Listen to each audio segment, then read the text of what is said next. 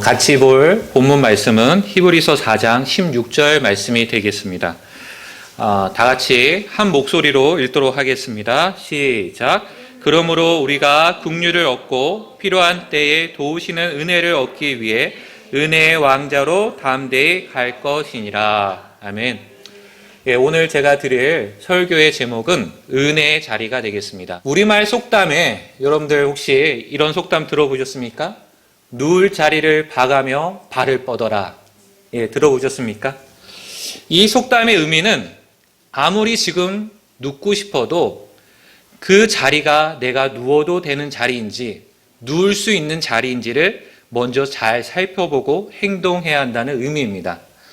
왜냐하면 눕고 싶다고 해서 아무 곳에서 눕는다고 했을 때 그 결과가 좋지 않을 수 있기 때문입니다. 그래서 보통 이 속담은 어떤 일을 시작할 때 그 결과가 어떻게 되리라는 것을 미리 짐작해보고 살피고 시작하라는 그런 의미에서 언급되기도 하고요. 또는 시간이나 장소를 가려서 행동해야 한다는 것을 의미할 때 인용이 되곤 합니다.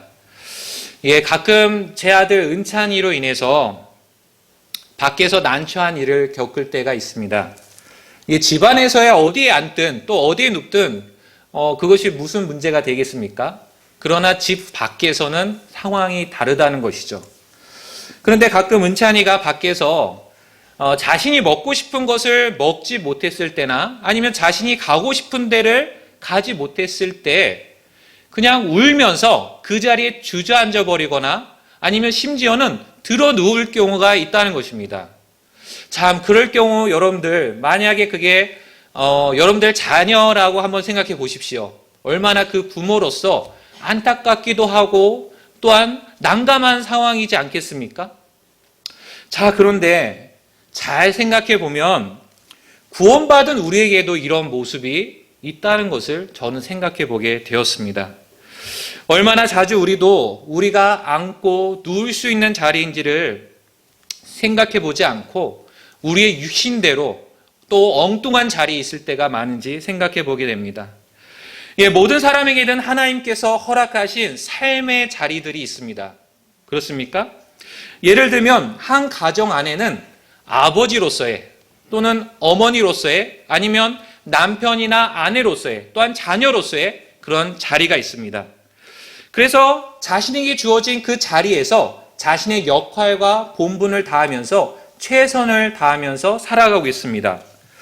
그런데 만약 자신의 현재의 자리가 지금 당장 버겁거나 힘들다는 이유로 그 자리에서 벗어나려고 한다거나 아니면 소홀해지게 되면 어떤 문제가 생기게 되겠습니까?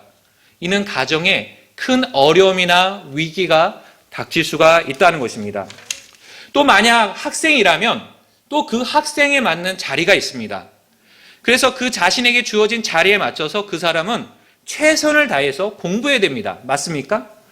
만약에 공부하기 힘들다는 이유로 쉽게 포기해 버리거나 아니면 놀기에만 열중한다면 그 결과가 어떻게 되겠습니까? 정말 어려운 상황에 놓이게 되겠죠. 또 만약에 군인이라면 또한 자신에게 주어진 군인의 자리에서 또 외부의 위협이나 아니면 침략으로부터 나라를 지키기 위해서 최선을 다해야 합니다. 그런데 요즘 이 군대 생활이 참 편해졌다는 얘기를 듣곤 하는데 제가 최근에 들은 소식에 의하면 심지어는 요즘에는 이제 핸드폰이 보급이 되고 또 이것을 사용할 수 있다 보니까 군대 안에서 이제 군인들이 이 핸드폰으로 주식까지 한다는 소식을 들었습니다. 저는 이런 소식을 들을 때마다 이 나라의 안보가 참 걱정이 되기까지 하더라고요. 또 만약에 정치인이라면 자신에게 주어진 자리에서 그 최선을 다해 국민들을 위해서 일해야 됩니다. 맞습니까? 그렇지 않고 자신에게 주어진 이런 기득권을 이용해서 어떠한 부당한 이득을 취하려고 한다거나 아니면은 불필요한 정쟁 등을 일삼으면서 시간을 낭비해서는 안 된다는 것이죠. 이와 같이 모든 그리스도인들에게도 각자에게 주어진 삶의 자리가 있고 그 자리를 지키며 그 자리 안에서 우리는 살아가고 있습니다. 이와 더불어 우리에게는 또한 마음껏 누릴 수 있는 특별한 자리가 하나 더 있습니다. 오늘 그것을 말씀드리려고 하는데요. 그 자리는 바로 은혜의 자리입니다. 이 자리는 우리가 누릴 수 있는 또 다른 특별한 자리로서 주님께서 우리를 위해서 마련해 놓으신 자리입니다. 이 자리는 어디에 있느냐면 우리가 읽었던 히브리서 4장 16절에서 말하고 있는 은혜의 왕자 앞에 놓여 있습니다. 이 은혜의 자리는 우리 주 예수 그리스도의 십자가의 보혈을 또 통해서 구속받고 또한 모든 죄들의 용서를 받은 사람들이 언제든지 나아갈 수 있는 자리입니다. 이 자리로 나올 때 우리는 마치 잔잔한 물가로 인도함을 받은 양들처럼 편히 앉고 또 눕고 또 쉬면서 참된 안식과 기쁨과 평안을 누릴 수가 있습니다. 그런데 안타깝게도 오늘날 많은 그리스도인들이 이 은혜의 자리를 자주 잊어버리고 있는 것 같습니다. 그리고 소홀히 대하며 그 자리로 나아가지 않고 있습니다. 은혜의 자리에 앉기보다는 오히려 죄의 쾌락의 자리에 앉아 시간과 에너지를 쏟고 있습니다. 또 은혜의 자리에 눕기보다는 오히려 세상의 유혹의 자리에 누워서 주님으로부터 점점 멀어지는 생활을 하고 있습니다. 또 은혜의 자리에서 쉬기보다는 오히려 육신의 욕심에 이끌려 힘겹게 살아갈 때가 너무나도 많다는 것입니다. 그래서 오늘 이 시간 저는 우리 모두를 위해 주님께서 친히 마련해 놓으신 이 귀한 은혜의 자리를 기억하시라고 이 말씀을 준비했습니다. 혹시 이 은혜의 자리를 한동안 잊고 살았다면 오늘 이 시간 마음과 생각을 또 새롭게 함으로써 이 은혜의 자리로 다시 나아가시는 우리 모두가 되었으면 좋겠습니다. 그래서 저는 히브리서 4장 16절 말씀을 통해 이 은혜의 자리는 과연 우리에게 어떠한 자리인지 먼저 말씀을 드리고 그 다음에 이 은혜의 자리로 나아갈 때 언제 또 어떻게 나가야 하는지를 말씀드리겠습니다. 그럼 먼저 주님께서 마련해 놓으신 은혜의 자리는 첫 번째로 긍휼을 얻을 수 있는 자리입니다. 우리 다 같이 히브리서 4장 16절 말씀을 또 같이 읽도록 하겠습니다. 시작. 그러므로 우리가 긍휼을 얻고 필요한 때에 도우시는 은혜를 얻기 위해 은혜의 왕자로 담대히 갈 것이니라. 이 은혜의 자리는 긍휼을 얻을 수 있는 자리입니다. 이 긍휼이라는 단어의 사전적인 의미는 동정심을 가지고 불쌍히 여기는 마음입니다. 이 단어의 히브리어 어원을 찾아보니까 여성의 태인 자궁을 뜻하는 단어에서 비롯되었습니다.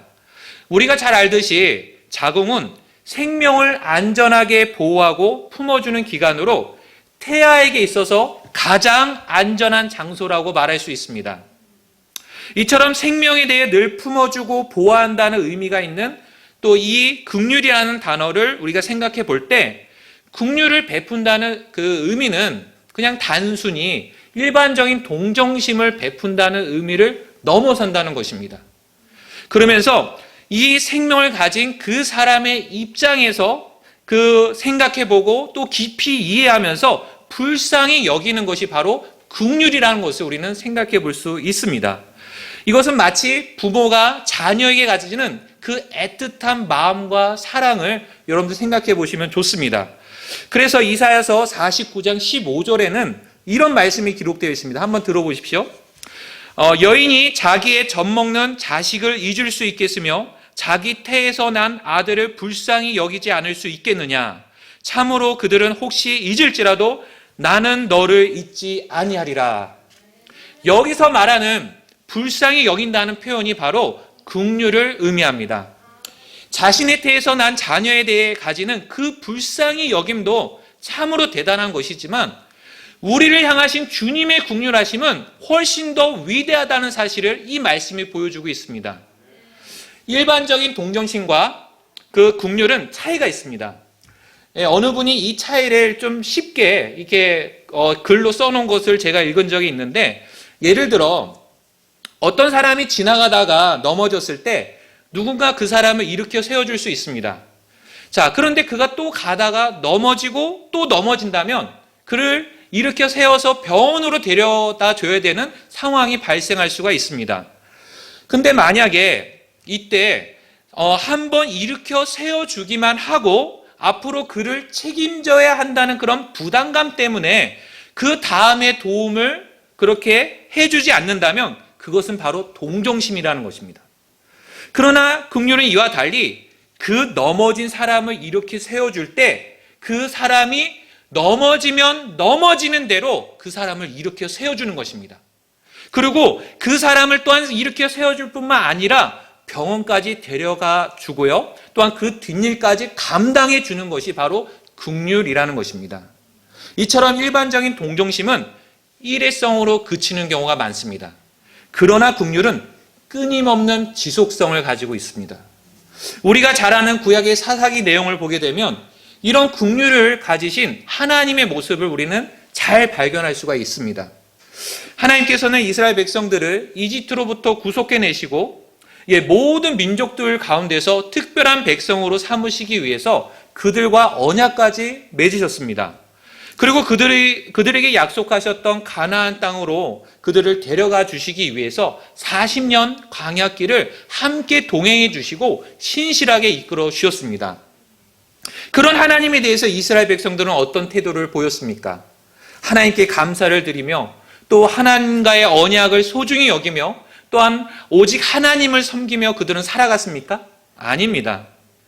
그들은 끊임없이 하나님을 대적했으며 또 하나님과의 언약도 깨뜨렸고 또한 다른 이방 신들을 계속해서 섬김으로써 하나님의 분노를 일으켰습니다.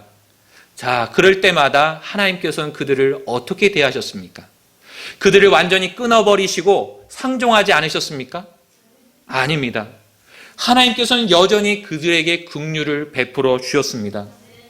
그들을 자신에게 돌이키시고자 어떠한 채찍질의 일환으로 다른 민족들을 들어 그들을 괴롭게 하실 망정 그들을 완전히 내치시거나 그들을 완전히 버려주지 않으셨다는 것입니다.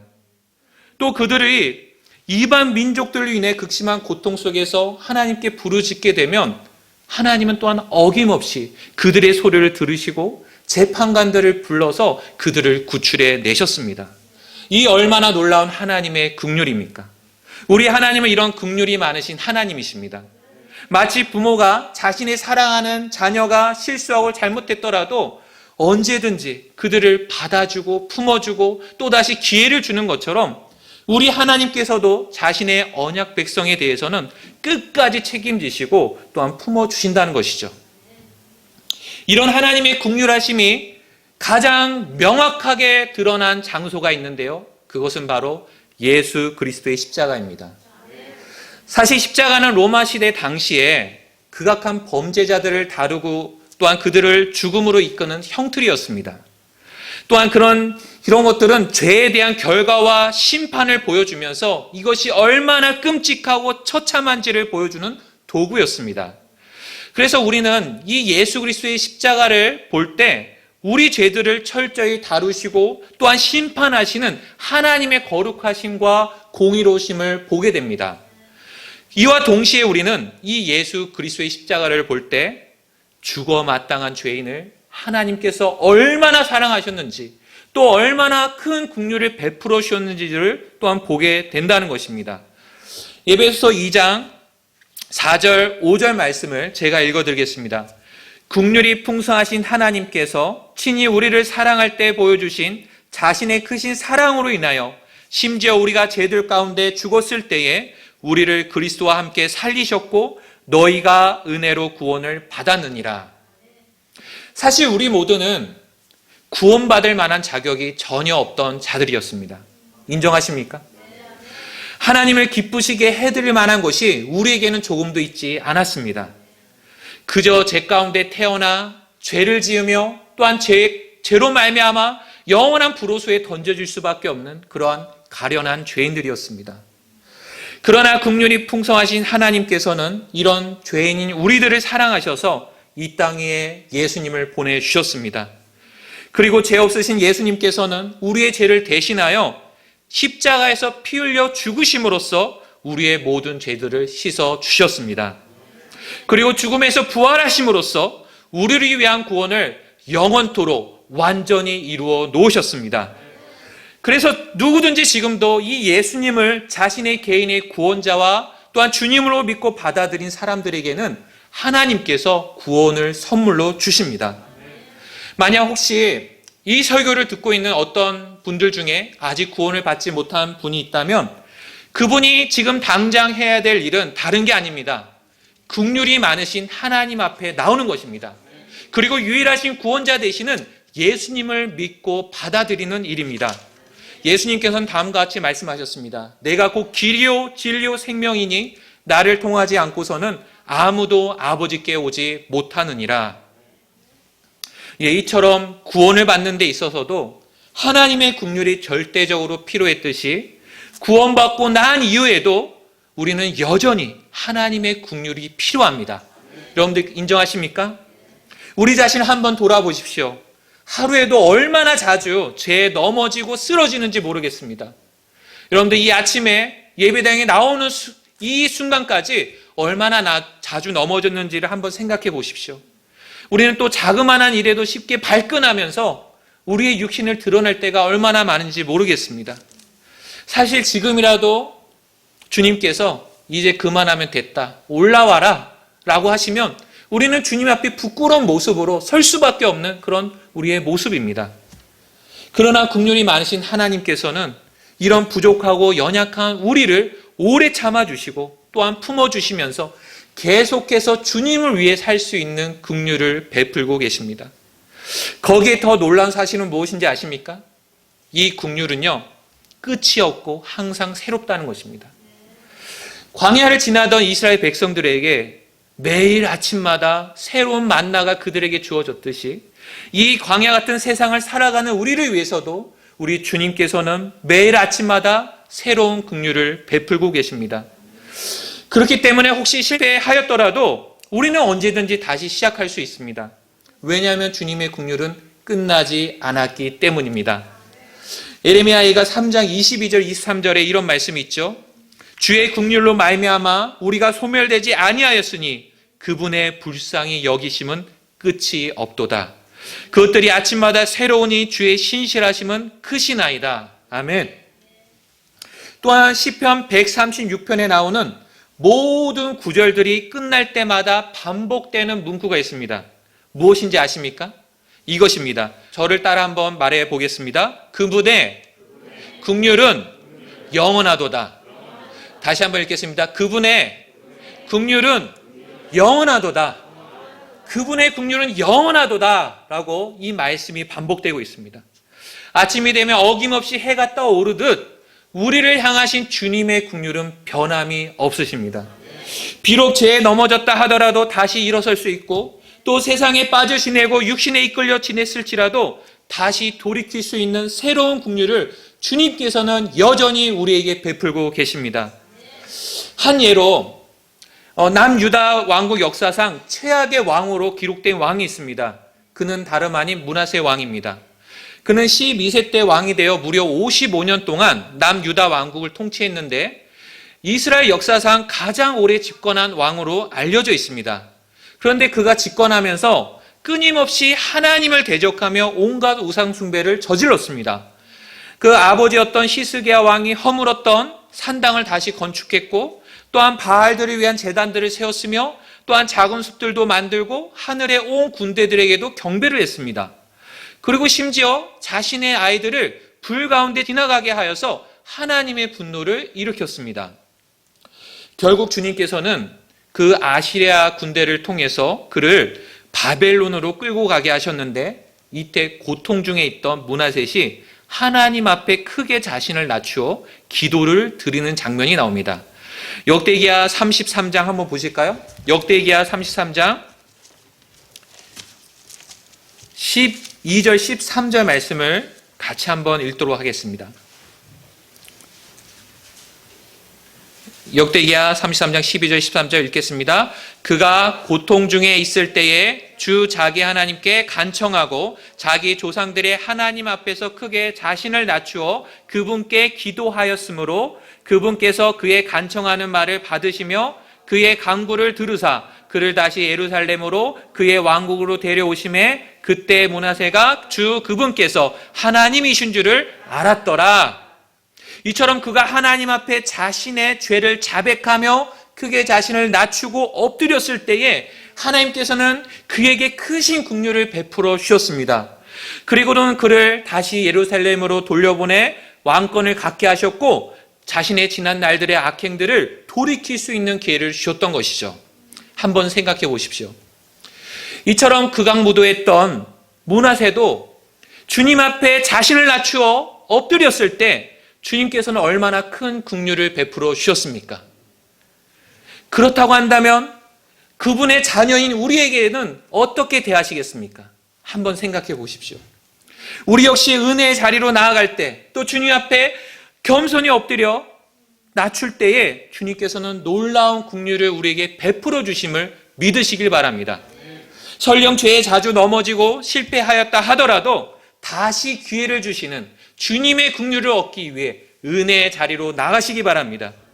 또 더 이상 가망이 없고 모든 것이 끝났다라고 생각할 만한 인생의 위기를 만났더라도 다시 기회를 주시는 그런 긍휼을 얻기 위해 은혜의 자리로 나가시기 바랍니다. 우리 주님께서 베푸시는 긍휼은 끝이 없으시고 영원한 긍휼이심을 믿으시기 바랍니다. 두 번째로 주님께서 우리를 위해 마련해 놓으신 은혜의 자리는 도우시는 은혜를 얻을 수 있는 자리입니다. 미국의 유명한 복음 전도자인 무디 목사님이 스코틀랜드에서 부흥 집회를 진행하고 있었을 때 그 집회에 우연히 참석한 한 소녀가 있었습니다. 이 가난하고 배우지 못한 소녀는 설교 말씀을 들으면 들을수록 자신이 하나님이 보시기에 깨끗하지 못하고 구원받을 만한 자격이 없다는 생각이 들었습니다. 그래서 괴로워하다가 이후 자신의 교회로 돌아가 담임 목사님께 구원받는 방법을 알려달라고 요청을 했습니다. 그 목사님은 그 소녀를 위해 기도하며 복음을 전했지만 안타깝게도 그 소녀는 이해하지 못했고 받아들이지 못했습니다. 그래서 목사님은 안타까운 마음에 소녀에게 이사야서 53장을 또한 읽어보라고 권했지만 이 역시 소녀를 근심하게 만들 뿐이었습니다. 왜냐하면 그 소녀는 글을 읽을 줄 몰랐기 때문입니다. 어찌할 줄 몰랐던 소녀는 그저 하늘 향해 두 손을 들고 이렇게 외쳤습니다. 주님, 나의 부족한 모습 이대로 받아주세요. 결국 소녀는 주님께 도움을 구했고 주님의 놀라운 은혜로 예수님을 통해 자신의 모든 죄들이 씻겨졌고 자신이 받아들여졌음을 믿게 되었습니다. 이 간증을 토대로 나온 그 찬송시가 바로 우리가 아까 불렀던 찬송가, 우리 마라나타 찬송가 305장에 나와 있는 찬송가 가사입니다. 제가 한번 읽어드리겠습니다. 나 주의 도움 받고자 주 예수님께 빕니다. 그 구원 허락하신 주 날 받으옵소서. 큰 죄에 빠져 영 죽을 날 위해 피 흘렸으니 주 형상대로 빚으사 날 받으옵소서. 내 힘과 결심 약하여 늘 깨어지기 쉬우니 주 이름으로 힘주사 날 받으옵소서. 내 주님 서신 발 앞에 나 꿇어 엎드렸으니 그 크신 역사 이루게 날 받으옵소서. 내 모습 이대로 주 받으옵소서. 날 위해 돌아가신 주 날 받으옵소서. 이 찬송가의 가사처럼 우리도 우리의 삶에 진정한 도움을 얻기 위해서는 주님 앞으로 나아가야 합니다. 있는 모습 그대로, 부족하면 부족한 모습 그대로, 약하면 약한 모습 그대로 우리는 겸손히 주님 앞에 나아가야 합니다. 왜냐하면 큰 죄에 빠져 영원한 죽음을 맞이할 수밖에 없는 우리를 피 흘려 죽으심으로써 구원해 주신 분도 예수님이시고, 또 내 힘과 결심이 약하여 늘 깨어지기 쉬울 때 우리를 도와주시고 또한 힘주실 수 있는 분도 오직 주 예수님이시기 때문입니다. 시편 146편 3절에서는 통치자들을 신뢰하지 말며 도움을 주지 못하는 사람의 아들도 신뢰하지 말라고 말씀하십니다. 그러면서 우리의 진정한 도움은 어디에서 오느냐? 하늘과 땅을 만드신 주로부터 온다라고 시편 121편 2절에서 말씀하고 있습니다. 그렇기 때문에 우리는 다음과 같이 고백할 수 있습니다. 다 같이 히브리서 13장을 보겠습니다. 히브리서 13장 6절 말씀을 같이 읽도록 하겠습니다. 시작. 그러므로 우리가 담대히 말하되 주는 나를 돕는 분이시니 사람이 내게 무엇을 행하든지 내가 두려워하지 아니하노라. 오늘 본문 말씀인 히브리서 4장 16절에서도 하나님께서는 우리에게 도우시는 은혜를 주시겠다라고 약속하셨습니다. 이처럼 주님께서 나를 돕는 분이 되시고 또 나에게 도우시는 은혜를 주실 수 있다라고 말씀하시는 까닭은 그 누구보다도 주님께서는 우리의 사정을 잘 아시기 때문입니다. 주님께서는 나의 과거부터 현재에 이르기까지 나의 약함과 부족함을 아시고 또 내가 얼마나 넘어지기 쉽고 깨지기 쉬운 존재인지를 주님은 잘 알고 계십니다. 그렇기 때문에 도우시겠다라고 지금 말씀하고 있다는 것이죠. 뿐만 아닙니다. 우리 주님께서는 나를 능히 도우실 수 있는 힘이 있으신 분이십니다. 힘이 없으시면서 그냥 그저 돕겠다라고 말씀하시는 분이 아니라는 것이죠. 우리가 주님을 신뢰하며 주님 앞에 나아갈 때마다 주님은 언제든지 우리에게 힘을 주시고 또한 우리를 도우시는 분이 되십니다. 여러분들 믿으십니까? 시편 37편 39절 40절 말씀을 읽어드리겠습니다. 그러나 의로운 자들의 구원은 주에게서 오나니 그분은 고난의 때에 그들의 힘이시로다. 주께서 그들을 도우시며 그들을 건지시리니 그들이 그분을 신뢰함으로 그분께서 그들을 사악한 자들에게서 건지시고 구원하시리로다. 또한 시편 46편 1절에서도 주님은 우리의 고난 중에 즉시 만날 도움이라고 말씀하십니다. 하나님은 우리의 피난처시오 힘이시오 참으로 고난 중에 즉시 만날 도움이시라. 현재 이 땅을 살아가면서 힘이 부족하거나 힘이 빠져서 다양한 도움이 필요한 그런 상황들이 우리에게 있지 않습니까? 가정의 문제나 자녀의 문제나 아니면 직장의 문제나 결혼의 문제 아니면 건강의 문제 다양한 문제들이 우리 안에 있을 수가 있다는 것입니다. 우리의 힘으로 감당하기 어려운 이런 문제들을 만날 때 우리가 잊지 말아야 될 것이 있습니다. 주님은 우리를 돕는 분이 되신다는 것입니다. 또한 그분의 왕자 앞에는 항상 우리를 도우시는 은혜가 있다는 것입니다. 그러므로 우리는 이런 도우시는 은혜를 얻기 위해 은혜의 자리로 계속해서 나아가야 합니다. 그럼 저는 이제 이 은혜의 자리로 나아갈 때 언제 또 어떻게 나아가야 하는지를 말씀드리겠습니다. 첫 번째로 언제든지 나아갈 수 있습니다. 히브리서 4장 16절 말씀을 다시 한번 제가 읽도록 하겠는데요. 그러므로 우리가 긍휼을 얻고 필요한 때에 도우시는 은혜를 얻기 위해 은혜의 왕자로 담대히 갈 것이니라. 이 구절을 보게 되면 필요한 때에 도우시는 은혜를 얻기 위해 나오라고 말씀하십니다. 그렇다면 언제가 우리에게 필요한 때인지를 알아야 은혜의 자리로 나가지 않겠습니까? 과연 우리는 현재 내 자신에게 진정으로 필요한 것이 무엇인지 아십니까? 단지 내가 보기에 뭔가가 부족해 보이고 또 없어서 갖고 싶은 그런 필요가 아니라 현재 내가 주님의 뜻과 목적 가운데 이 땅을 살아가면서 진정으로 내게 필요한 것이 있다는 것입니다. 그런데 우리는 마치 어린아이들처럼 자신이 원하는 것들만 요구하며 부모에게 투정하듯이 때때로 우리는 내게 진정 필요한 것들은 제껴두고 내 요구만을 주님 앞에 늘어놓을 때가 있다는 것입니다. 그런데 그런 구하는 것들 중에 어떤 것들은 주님의 뜻과 상반되는 것도 있고 또 어떤 것들은 지금 주님께서 지금 보시기에 당장 내게 필요치 않은 것도 있을 수 있습니다.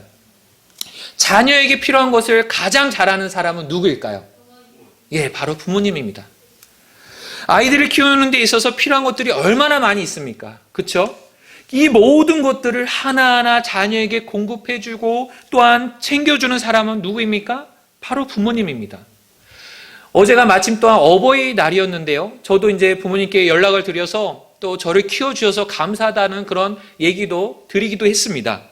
바로 이런 부모님의 사랑과 헌신이 있었기 때문에 오늘날 우리가 존재하고 있는 것이 아닙니까?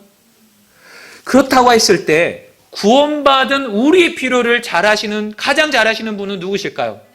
바로 하나님이십니다. 주님께서는 우리의 진정한 필요를 알고 계십니다.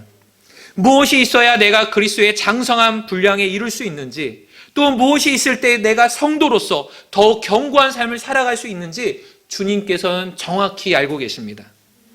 그래서 그 필요에 맞게 우리에게 공급해 주시고자 하십니다. 비록 주님께서 공급하시는 그 시기가 내가 생각하고 내가 정한 시기와는 다를 수 있습니다. 또 주님께서 공급하시는 방법이 내가 어떠한 생각하는 그런 방법과는 다를 수가 있습니다. 그러나 우리가 어느 때든지 분명히 확신할 수 있는 건 우리의 필요를 가장 잘 아시는 주님께서 현재 우리를 돌보고 계신다는 것입니다. 그래서 베드로전서 5장 7절에 이런 말씀이 있습니다. 너희의 모든 염려를 그분께 맡기라. 그분께서 너희를 돌보시느니라. 그러므로 지금 당장 내 필요가 채워지지 않았다고 해서 크게 낙심하거나 절망할 필요가 전혀 없습니다.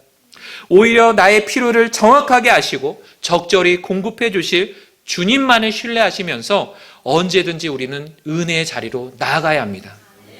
두 번째로, 은혜의 자리로 나아갈 때 우리는 담대히 나아가야 합니다. 히브리서 4장 16절 말씀을 또 읽겠습니다. 그러므로 우리가 긍휼을 얻고 필요한 때에 도우시는 은혜를 얻기 위해 은혜의 왕제로 담대히 갈 것이니라. 여기서 말하는 담대히라는 말은 확신을 가지고 또한 적극적으로 나아가라는 의미입니다. 은혜의 자리로 나가는 데 있어서 우리에게 필요한 자세는 다른 게 아니라 담대함입니다. 때때로 주님께서 보시기에 부끄럽고 또한 어리석은 삶을 살아갈 때가 우리에게 있지 않습니까?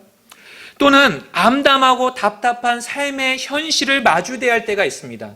그럴 때 우리는 사실 우리의 자신을 바라보게 되면 주님 앞에 나서는 것이 참으로 어려워지게 되는 것이죠. 그렇지만 그럼에도 불구하고 우리에게는 주님께서 주시는 담대함이 있습니다. 이 담대함은 우리 스스로 결코 만들어낸 것이 아닙니다. 또한 우리가 어떠한 자격이나 능력이 있어서 얻게 된 것도 아닙니다. 이 담대함은 오직 예수 그리스도의 피를 힘입어 얻게 되는 담대함입니다. 다 같이 히브리서 13장 19절 말씀을 찾아서 읽겠습니다. 히브리서 10장 19절 말씀 읽겠습니다. 시작. 그러므로 형제들아 우리가 예수님의 피를 힘입어 새롭고 살아있는 길로 지성소에 들어갈 담대함을 얻었는데, 우리는 바로 이 담대함을 가지고 은혜의 자리로 나아가야 합니다. 예수님의 피는 이미 우리의 모든 죄들을 씻어주셨고 우리를 정결케 해주셨습니다. 비록 우리가 이 땅을 살아가면서 많은 약함과 부족함을 드러내며 또한 죄에 넘어질 때도 있겠지만, 이 예수님께서 흘려주신 이 보배로운 피는 여전히 우리를 은혜의 자리로 나아갈 수 있게끔 만들어 주십니다. 끊임없이 우리를 넘어뜨리고자 하는 수많은 죄의 유혹들과 속박 가운데서도 우리를 일으켜 세워주시는 힘도 바로 예수님의 피에 있습니다. 그래서 이 피를 의지할 때 우리는 언제든지 또한 어디서나 은혜의 자리로 나아갈 수가 있습니다. 더욱이 이 은혜의 왕자에는 누가 계시느냐? 바로 우리의 대제사장이신 예수 그리스도께서 계십니다. 그분께서는 우리의 체질을 아시고 또한 우리의 상태를 잘 아십니다. 그리고 우리의 연약함을 보시며 우리를 불쌍히 여겨 주십니다.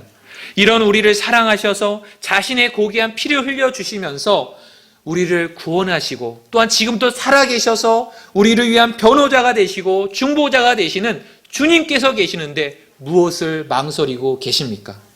주님 안에서 담대함을 가지시기 바랍니다. 그리고 주님을 신뢰하시면서 믿음으로 은혜의 자리로 나아가시기를 바랍니다.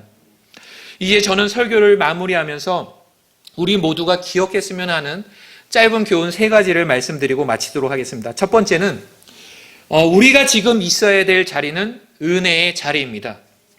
우리가 있어야 될 자리는 세상의 자리나 죄의 자리나 육신의 자리가 아닙니다. 은혜의 자리에 있을 때만이 우리는 참된 만족과 기쁨과 평안을 누릴 수가 있습니다. 현재 나는 어느 자리에 앉아 있고 또 어느 자리에 누워 있고 또 어디에서 쉬고 있는지를 한번 생각해 보십시오. 만약 그 자리가 하나님의 은혜와 동떨어진 자리라고 한다면, 또 만약 그 자리가 하나님으로부터 멀어지게 만드는 자리라고 한다면 지금 당장 일어나시기 바랍니다. 계속 그 자리에 머물러 있는 것은 주님 앞에 부끄러운 일입니다. 주님께서는 현재 은혜의 자리에서 우리를 기다리고 계십니다. 두 번째로, 은혜 자리에서 우리는 주님의 긍휼과 도우시는 은혜를 얻을 수 있습니다. 은혜의 자리는 우리를 위하여 주님께서 마련해 놓으신 자리입니다. 우리의 필요를 잘 아시는 주님께서는 우리를 위한 긍휼과 도우시는 은혜를 준비해 놓으셨습니다. 그래서 우리가 어디에서 또 어떻게 넘어질지를 주님께서는 미리 알고 계시고, 또 우리가 현재 무엇 때문에 힘들어 하시고 또 무엇 때문에 또 괴로워하는지도 주님께서는 다 알고 계십니다. 도저히 우리 스스로 해결할 수 없는 삶의 문제들, 그런 어려움들을 우리가 또한 그것들을 뛰어넘을 수 없을 때 주님께서는 우리를 보시고 불쌍히 여겨주시고 그것을 뛰어넘을 수 있는 긍휼과 또한 도우시는 은혜를 주신다는 것입니다. 결코 다른 곳에서 찾지 마십시오. 도움을 줄 수 없는 사람을 의지하지 마십시오. 상황이나 환경들을 바라보지 마십시오.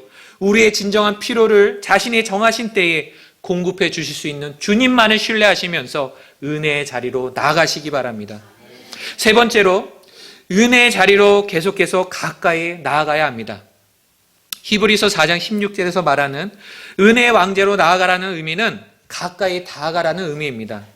상대방을 볼 수 있고 또 만질 수 있을 만큼 가깝게 다가가고 접근하는 것을 뜻합니다. 이처럼 은혜의 자리로 우리는 가까이 나아가야 합니다. 또한 나아간다는 그 말의 그 단어의 시제는 현재형입니다. 이 말은 무슨 의미냐? 계속해서 나아가야 한다는 의미입니다. 과거에 은혜의 자리로 나아갔던 경험이 있다고 해서 오늘 멈춰서는 안 된다는 것입니다. 어제 나아갔다면 오늘도 나아가셔야 됩니다. 그리고 내일도 나아가셔야 되는 자리라는 것입니다. 우리의 생명이 끝나는 그날까지 우리는 지속적으로 계속해서 이 은혜의 자리로 나아가야 합니다. 그래서 저는 마지막으로 이 은혜의 자리로 나아가는 실질적인 방법을 말씀드리면서 마치려고 합니다. 바로 다른 것이 아니라 경배와 기도입니다. 경배와 멀어지면 은혜의 자리에서도 멀어지게 되고, 기도가 식어지면 은혜의 자리로 나아가기가 어려워집니다. 하나님의 긍휼을 얻고 도우시는 은혜를 풍성히 얻기 원한다면 우리 삶의 경배와 기도를 회복해야 합니다. 주님께서는 경배를 통해 우리를 만나주시고 우리는 기도를 통해 하나님 아버지께 나아갈 수가 있습니다. 혹시 내 삶에 주님께 드리는 경배와 기도가 소홀해지고 또한 무너져 있다면 이 시간 마음을 새롭게 하심으로 회복하시기 바랍니다. 그리고 다시금 은혜의 자리로 나아가 주님께서 주시는 풍성한 긍휼과 그 베푸시는 도우시는 은혜를 얻으시는 저와 여러분들이 되시기를 바랍니다. 오늘 이 말씀을 들으신 여러분 가운데 내가 지금 은혜의 자리에 있지 않고 엉뚱한 자리에 있었구나 이렇게 생각이 되시는 분이 있으십니까? 은혜의 자리로 나아가야겠다 이렇게 마음에 생각이 드신 분들은 주님께 나아가시기 바랍니다. 그리고 이 은혜의 자리는 언제든지 우리가 확신을 가지고 적극적으로 나아갈 수 있다고 말씀하시지 않았습니까? 지금도 내가 이렇게 부끄럽게 살았는데 하나님이 나를 정말 품으실 수 있을까? 나를 도우실 수 있을까? 내게 긍휼을 베푸실 수 있을까? 여러분, 언제든지 이 자리는 열려 있습니다. 그러므로 지금 이 시간 이 긍휼의 자리, 또 도우시는 은혜가 있는 자리로 나아가길 원하시는 분들은 이 시간 예수님의 피를 힘입어 담대히 나아갈 수 있기를 바랍니다. 그러면서 주님의 도움과 은혜를 구할 수 있기를 바랍니다. 그럼 이 시간 주님의 은혜의 자리를 구하며 내가 은혜의 자리에서 살기를 원한다 이런 분들이 있으시면 주님께 나아가십시오.